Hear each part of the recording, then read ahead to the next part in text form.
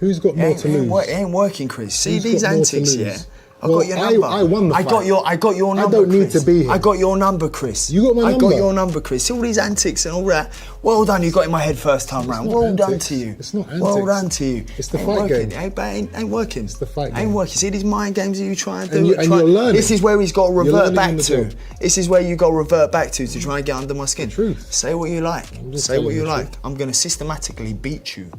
Systematically beat you. Oh, you like that word? Systematically beat you November 15th. That's the biggest word I've heard you use. To right, the last 6 biggest months. word I've used personally. Yeah, Congratulations, no, I rate it. Systematic. Thought I'd drop it in there today. Conor Benn and Chris Eubank Jr. faced off in a fiery stare-down and heated verbal exchange ahead of their anticipated rematch. Meanwhile, trainer Brian "Bomac" McIntyre has been pushing Eubank through a strict, high-intensity camp, ensuring he enters the fight sharper, disciplined, and fully prepared for Benn's challenge. Come on, 1, 2. Come on, go. Good, good. 1, 2. 1, 2. There we go. 1, 2. 2. 1, 2. Faster than. I'm just faster than you. Let's go. There we go. 1, 2. 2. 2. Okay. 1, 1. 1, 2. Stay with me. My niece can walk through that shit. Come on, my niece can walk through that shit. Fuck that bell. Let's go. Let's go. Give me double on this side. Come on. Oh, we need to walk through that shit. Come on. Stay. Watch your back. Push. Push.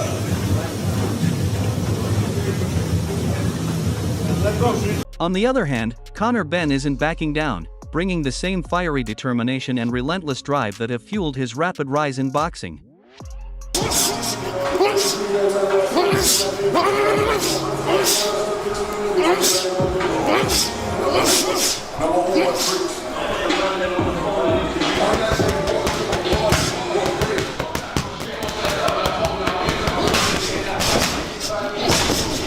Moreover, Frank Smith said fight week drama is guaranteed with Chris Eubank Jr., calling him the chief victim officer for always finding something to complain about.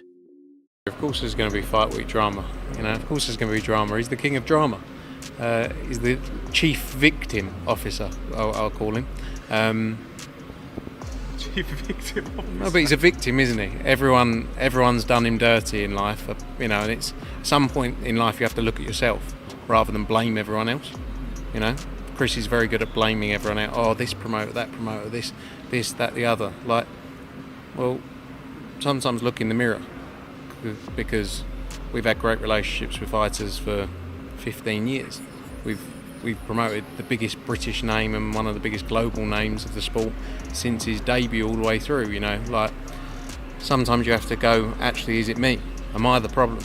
He's been through about 7 different promoters and seems to have fallen out with every one of them. So when I say chief victim officer, I mean everything is always, oh, poor me.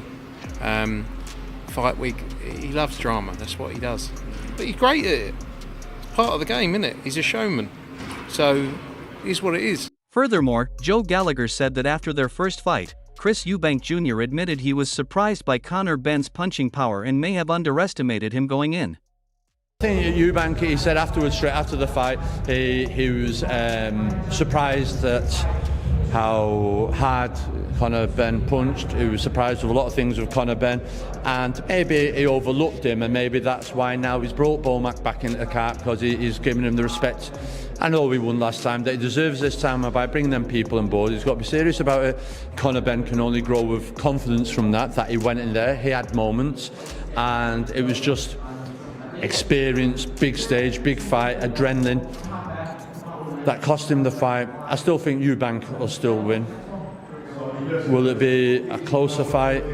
Possibly, but I still fancy Eubank Jr. to win. In another thrilling fight, I think the two styles will always gel into that type of fight. It's hard because the first one was so controversial, and then would the dad, and then the dad turned up, it had everything. So the story now, we've had Eggate, we've had the dad turning up, it's like, well, this is the rematch, and here we go. It's just, I wouldn't say it's, yeah, it is a little bit of a harder sell, jump in for the general public, but they've seen it, but it's still a good fight. Liam Smith predicted that Conor Benn would enter the rematch with even greater aggression, while noting that Chris Eubank Jr. is beginning to show signs of aging, factors he believes could heavily influence how the second fight plays out. Regardless of the weight, I think I bring Conor into the fight more next time. Regardless, I think Chris is getting older and starting to look older, and I think that fight won't have done him any favours. I think that'll have put even more miles on the clock with Chris. Seeing Chris training with knee braces on, elbow braces, stuff like that. I give Conor a real chance next time. Peter Fury noted that Conor Benn can improve by learning from their first fight, especially since Chris Eubank Jr. struggled with the weight cut last time, giving Benn a potential advantage in the rematch. I don't know. I think Benn can do more, and he's going to learn from it. The first one. So, and Eubank looked drained at that weight. I'm surprised he's gone in again for the same weight, same rules, because you could see he looked like he was struggling to get to that weight, and it showed in there at times. So I think it's a 50-50. You know, Benn's in with a better chance this time than the first time. Ben said he's going to box more in the second fight. Is that the game plan you would deploy, or? Yeah, you've got to box. Look, it's called boxing for a reason. You know, you've got to box. When you're looking for big shots and take somebody's head off, somebody will pick you apart. You know, this is skill set in there. At this level, you got to box your way in. Harlem Eubank said the rematch will bring the same fiery intensity as their first clash, though he admitted it will be tough to recreate the exact drama of their original encounter. It's definitely going to ignite in the same way, but I think everything that came together to make the event what it was, my uncle turning up, and the whole entertainment spectacle, I think it's hard to replicate that, yeah. I think the fight itself, they both didn't know what each other had to bring. So in that, you know, they didn't know what to expect, and I feel like now they do. Yeah. So I feel like it will be a different fight. I think in the second fight, with Chris's technical ability, I don't think Conor will make it to deep waters. I don't think he will make it to them rounds. I think Chris will keep him at the end of the shots. Yeah. I think he was doing it pretty comfortably in the early part of the fight, but again, I don't feel like he was himself at all in that last. Eddie Hearn said Conor Benn looks physically stronger and far more complete now that he's fully settled at 160 pounds, noting that the move up in weight has clearly elevated his power, confidence, and overall performance. Up now at 160, he just looks thicker. You know, he's got, you know, his waist looks bigger, his legs look bigger, his trunk looks bigger. And I was just really impressed with, I mean, I've got to say, not met many people in boxing that work as hard as Conor Benn. Phenomenal athlete, incredible work ethic, but just a smartness about his work and a maturity about his work. And I've always felt that he can beat Eubank, but I left that gym feeling really, really confident that he beats Eubank. And listen, Eubank was surprised in that first fight. There was no doubt about it. He got the shock of his life.